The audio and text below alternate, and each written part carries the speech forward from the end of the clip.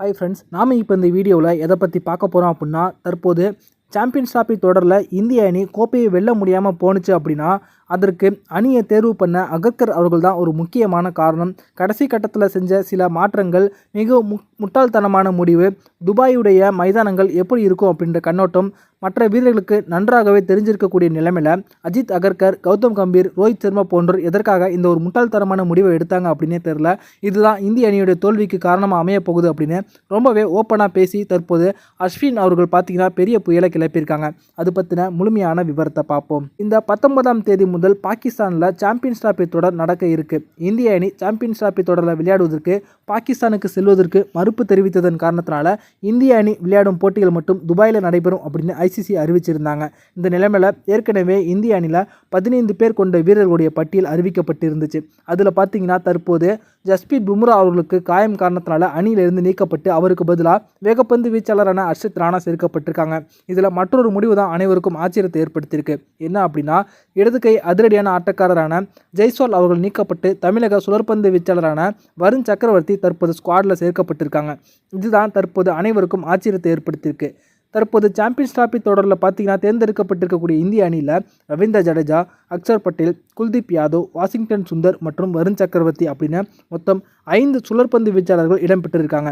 அதே சமயத்தில் தொடரை நடத்தும் பாகிஸ்தானை அப்படின்னு எடுத்துக்கொண்டோம் அப்படின்னா ஒரே ஒரு பிரதான சுழற்பந்து வீச்சாளர் மட்டுமே வச்சு அவங்க அணியை தேர்வு பண்ணியிருக்காங்க அப்படிங்கிறது குறிப்பிடத்தக்கது. இது குறித்து ரவிச்சந்திரன் அஸ்வின் அவர்கள் பேசும்போது என்ன சொல்லியிருக்காங்க அப்படின்னா, துபாயில் விளையாடுவதற்கு எத்தனை சுழற்பந்து வீச்சாளர்களை அழைத்து செல்கிறோம் என்பது அப்படிங்கிறது எனக்கு ரொம்பவே புரியாத ஒரு புதிராக இருக்குது. நாங்கள் 5 சுழற்பந்து வீச்சாளர்களுடன் செல்கிறோம் அப்படிங்கிறது, அதே நேரத்தில் ஜெய்ஸ்வால் அவர்களை அணியில் இருந்து நீக்கியிருக்கோம் அப்படிங்கிறது எனக்கு மிகப்பெரிய ஒரு முட்டாள்தனமான முடிவு அப்படிங்கிறது தோணுது.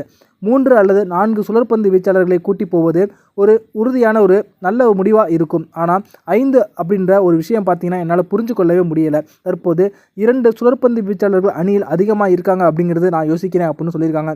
தற்போதைய பிளேயிங் நம்மளாம் எடுத்துக்கிட்டோம் அப்படின்னா ரவீந்திர ஜடேஜா, அக்ஷர் பட்டேல் இவங்க 2 பேருமே இடம்பெறுவாங்க. மேலும் குல்தீப் யாதவ் கண்டிப்பாக பிளேயிங் லெவலில் இருப்பது உறுதியாகிடுச்சு. அப்படியானா வருண் சக்கரவர்த்தி விளையாடுவதற்காக நீங்கள் ஒரு வேகப்பந்து வீச்சாளர்களை அணியிலிருந்து நீக்குவீங்களா? அதுதான் சரியான முடிவாக இருக்கும். அப்படின்னா கூட நீங்கள் வேகப்பந்து வீச்சாளரை எடுக்காமல் வருண் சக்கரவர்த்தி சேர்த்திங்க அப்படின்னா துபாய் போன்ற மைதானங்களில் அது நமக்கு பின்னடைவை மட்டுமே ஏற்படுத்தும்.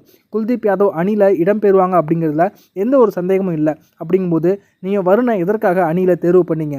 வருண் சக்கரவர்த்தி நல்ல சுழற்பந்து வீச்சுறாங்க அப்படிங்கிறதுல எந்த ஒரு சந்தேகமும் இல்லை.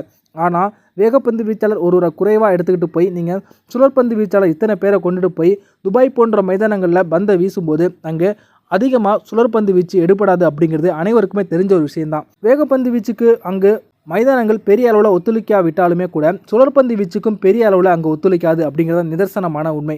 அப்படி இருக்கும்போது நீங்கள் 5 சுழற்பந்து வீச்சாளர்களை கொண்டு போய் இந்த ஸ்குவாடோடு அங்கு விளையாட போவது மிகப்பெரிய ஒரு முட்டாள்தனம் அப்படிங்கிறத நான் நினைக்கிறேன் அப்படின்னு தற்போது ரவிச்சந்திரன் அஸ்வின் அவர்கள் பார்த்தீங்கன்னா சொல்லியிருக்காங்க. இந்த வீடியோ உங்களுக்கு பிடிச்சிருந்துச்சுன்னா லைக் பண்ணுங்கள், ஷேர் பண்ணுங்கள். நன்றி.